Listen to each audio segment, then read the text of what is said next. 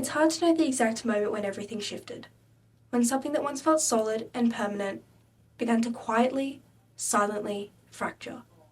You think friendships are forever until suddenly they're not, and you don't even realise until the pieces are already shattered. We were inseparable.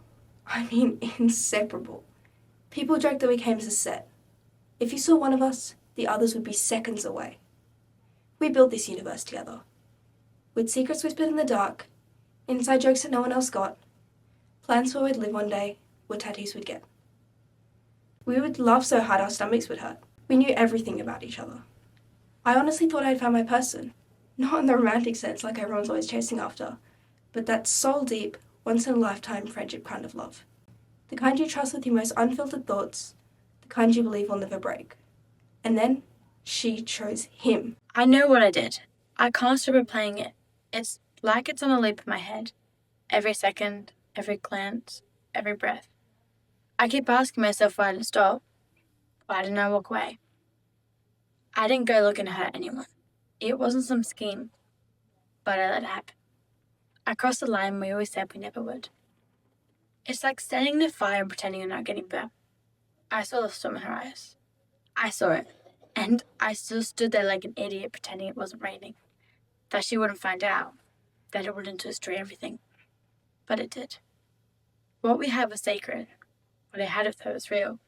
And I shattered it. I hate myself for that. I hate that when I close my eyes, I see her face, hurt and confused. And all I can do is remember how I caused it. I keep telling myself that I'm sorry. That I didn't mean it. That I regret it. But I don't know if that makes up anything. I don't know if that's enough. Maybe nothing is? I spent weeks trying to figure out how to be like Switzerland. How to stay neutral, calm, safe. But how do you stay neutral when your heart is ripping in both directions? They're both my people. One's been my rock for years. She knows when I'm spiraling out, even before I do.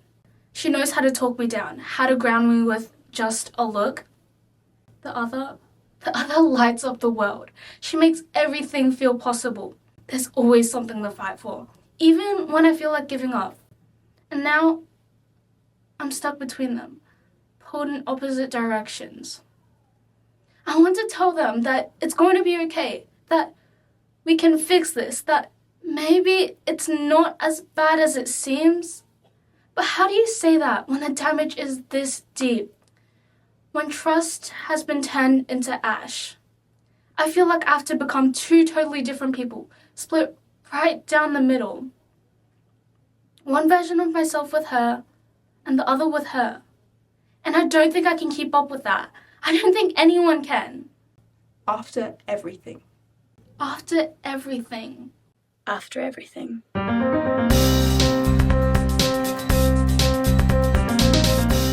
Okay, so obviously, I don't want to be spreading rumors, but when it's practically public knowledge, it doesn't even count, right? I mean, everybody saw those two walking out of the auditorium together during assembly, and if you didn't, what were you even doing? Listening to the principal? I don't think so. Anyway, rumor is, they've been secretly dating for 3 months, and Liam wrote her a song called Chemistry Lab Love. Like vom, but also kinda sweet? I don't know though. I don't make the news, I just report it. And I'm not saying that I have a spreadsheet with all the high school relationships with color-coded status updates. But I'm also not saying that. It's a really important job that a lot of people really underestimate. I mean, how else would you know the going-ons of the school without my meticulous attention to detail of everything that's happening? Okay, first of all, there is no song. Liam doesn't even own the guitar. He got kicked out of year band for too much triangle enthusiasm. I don't even know where this rumor start, honestly. I stood next to him at lunch once, and now we just got married. I was literally asking him if he had any spare tomato sauce. It's not exactly a proposal, is it? But sure, let's all spiral. Let's all make a big deal of a boy and a girl coexisting in a freaking high school. Like, seriously, who cares? Everyone, apparently. I swear, the school is so starved on anything actually interesting happening, they have to create their own fictional experiences and make it someone else's problem. My problem, apparently. Like it's Liam's, but he doesn't see that face. Not that I would know. Oh my god, I live for this. You know how some people wake up early in the morning to go to the gym? Well, I wake up early in the morning, hear the chaos unfolding in the group chat. And this week the drama's chef's kiss. Like, okay, I know it's all exaggerated and completely ridiculous, but also, like, don't stop, ever. School would be so boring without it. And, like, I'm not saying I believe every rumor, but I'm not missing out on that tea. He did what? To who? No way. I mean, like, come on. We need it to survive. It's like a biological need to gossip about your classmates and spread it around. Do I ever want to be in the center of said gossip? No. But being on the sidelines and hearing that sweet, sweet tea, I can't think of anything better. Oh my gosh, you're never gonna believe this. No, this can't be true. Oh, this is juicy. Okay, Annie. Today is the day. Be cool, be brave, be not a total disaster. Just say what you need to say. I mean, what's the worst thing that could happen? He laughs in your face, moves schools, changes his name. Okay, stop, chill, breathe. Hi Jared, it's me, Addie. I just wanted to say, I think it would be really cool if you maybe wanted to go to the dance with me. As friends. No. What is wrong with me? As friends? That's the exact opposite of what I want. Okay, let's try something casual. Jared freaking Thompson. Why do you have to be so cute and funny and humble and have those forearms that look like they came out of a Marvel movie? Why? Okay. Lucy, this is your time. This is what all the pep talks and all the mirror rehearsals are for. You've got this. Okay. I am smart and I'm funny and I'm confident. And Jared is standing right over there looking like a snack. And I'm going to go up to him with complete confidence. And decide to sparkle. Okay. Maybe I need just one more rehearsal. Jared, what's up, my dude? I was thinking maybe we could hit the dance together. You know, food, music, some awkward moves, a little romance. No, too much. Dial back. Jared, 6 p.m, my place. You bring the moves, I bring the pizza. No, wait, I'll pay. I mean, I'm the one asking. Or should I say begging? No, not begging. That is not a vibe. Hi, Jared. So, I know this is like really out of the blue, but I was just wondering, like, would you like to go to the dance with me? You know, because I think you look really funny and like cute and kind, and you really smell amazing. Which is more than I can say about most people after gym class. No, like genuinely, it's like a superpower. Wait, no. Okay. Cut the sweat talk. Because, like, why would you even say that? Ugh, why is this so hard? It's just one dance. Just one boy. Just a ridiculously cute, nice-smelling boy who makes my brain go fuzzy. Get it together, Addie. I've got this. Hey, Hey, Jared. Jared. Lucy? Addie? Whatever. Jared? No, Jared, look at me. Will you Will go you to the go to the dance dance with with me? me? I know it sounds naive to say, but I never truly believed that this day would come. There are certain people in your life that feel so consistent, so woven into the fabric of your everyday that it's hard to imagine a world without them in it. She and I have always been close. We'd curl up on the couch and watch those old cartoons that she claimed she hated, but secretly loved. Sometimes we'd go for a walk around the block or end up in her garden talking about nothing and everything. She used to say, "You remind me so much of myself. It's like looking in a mirror." That always stayed with me. I looked at her with so much admiration. She was strong, witty, kind in that quiet, knowing way. I always thought that if when I grew up I was even as half as amazing as her, I would be happy. I know if she could see us here today, she would be so thrilled that her love, Her legacy didn't end with her. It continues on right here in this room. I guess I just struggle to put my thoughts into words today. I mean, how can you describe someone who was, well, so much? I know I was never her favourite. I always joked that I was the troublemaker grandkid. I'd sneak cookies when I thought no one was watching. I'd break things and try to fix them with duct tape. I'd ruin her roses trying to play soccer with my friends. It never stopped her from trying to love me though, not once. Even when I made her life harder. Even when I tested every ounce of her patience. She still showed up with this kind of unshakable love. She saw past the chaos I brought, past all the noise, and into who I was. And that's what I hold on to.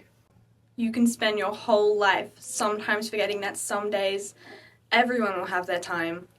We move through the days, the years, pushing off hard truths, forgetting that one day every journey will reach its end.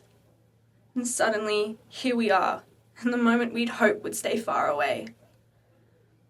Saying goodbye is never easy, no matter how full a life has been. But her life was glorious. She lived with this deep curiosity about the world, this hunger for connection and experience. I know in her final days, she was grateful for the places she'd been and the people she'd met, the memories she'd made, and the place in so many people's stories she'd held. She was an explorer, and I hope to have one day experienced the world in the same way she did. Life truly is nothing if not a journey, and the way she saw the world, the way she saw us. And every single person in this room is nothing short of extraordinary.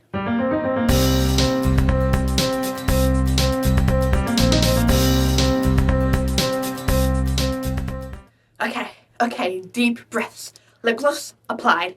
Hair decent. Dress dramatic in the best way possible. Tonight is the night, people. The night of all nights. I have waited months for this moment. The Pinterest board has been prepped since like April of 2023.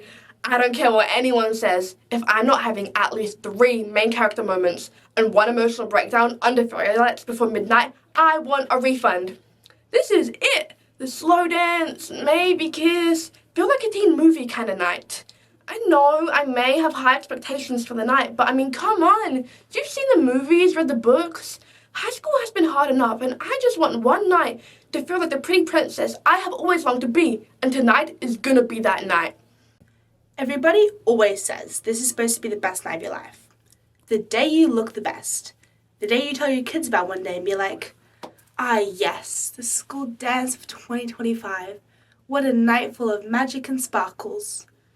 No, absolutely not. I look like a pulley rat present. My shoes feel like tiny prisons. Don't even get me started on the music. If they play that one remix again, I will riot. I mean, I don't get it. What's the big deal? Why does everyone act like it's some royal ball? We're gonna get crowned and fall in love and change your destiny or whatever. It's literally just a gym with dreamers and a disco light that gives people seizures.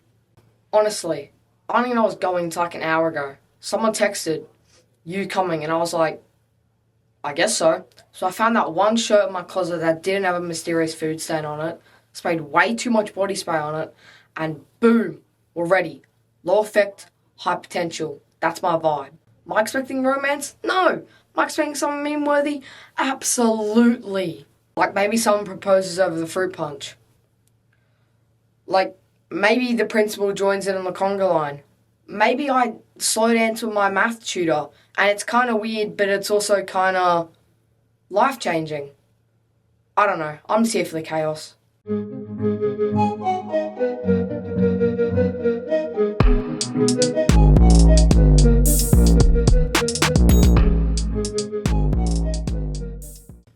It's all my fault. I am the worst pet owner to ever live. Fluffy trusted me, you trusted me, and I let everyone down. I'll never forgive myself. Every day I will wake up and I'll know that I'm the worst person to have ever existed. Yes, even worse than who you're thinking of. Fluffy was just an innocent little guinea pig, and now he's... It all started so fun. We were just playing, putting silly little hats on him. And then, not to blame anyone, but Fluffy peed and C screamed because a little got on her hands. And it was all too much in the moment, so I put him down for just a second, and then it was chaos. Everybody was freaking out. One moment, he was in his cute little cowboy hat. And then the next, well, you know. Alright, frankly, you're overreacting. Who cares? It was just a stupid guinea pig. He had a brain the size of a pea. I'm sure he didn't even feel anything. Probably just, stopped existing. And as far as death goes, that sounds pretty good to me. I didn't even want to play with him. But A was all like, I'm bored. And B was all like, Oh, look at Fluffy. and I was all like, oh. But then we got out the cute outfits, and that part was actually kind of fun because I love dressing people. And even though Fluffy was low-key disgusting, he did look kind of cute in a cowboy hat. But then he had to go and pee on me. I'm not kidding. I nearly threw up.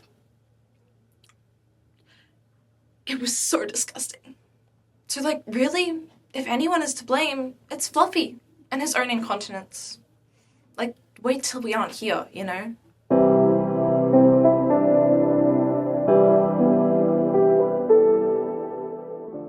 Seriously, I'm a good kid. I get good grades, I hand in every assignment on time, I help teachers carry stuff between classes.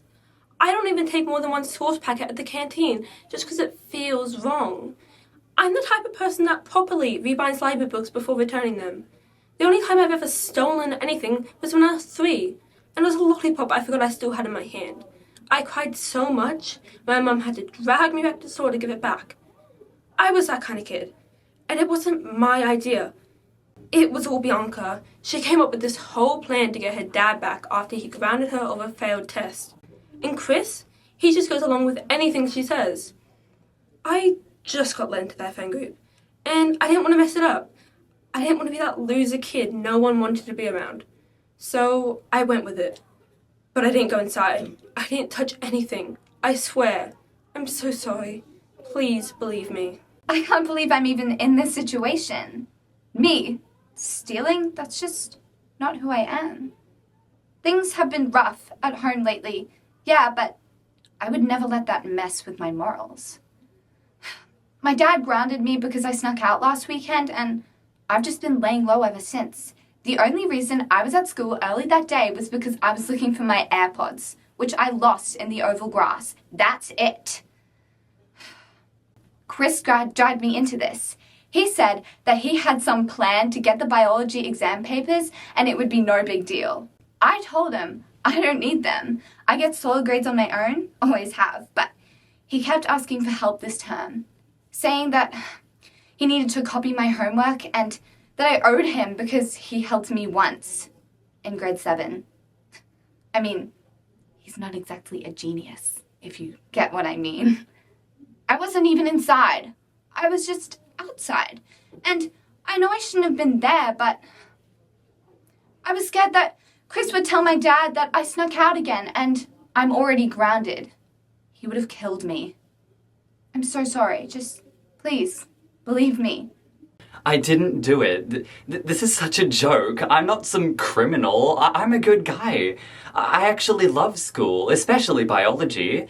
I want to become a scientist someday. That's the goal. Lab coat, microscope, Nobel Prize kind of thing. I wouldn't risk all of that for some dumb exam paper. Bianca and I study together all the time. We're tight. She gets it.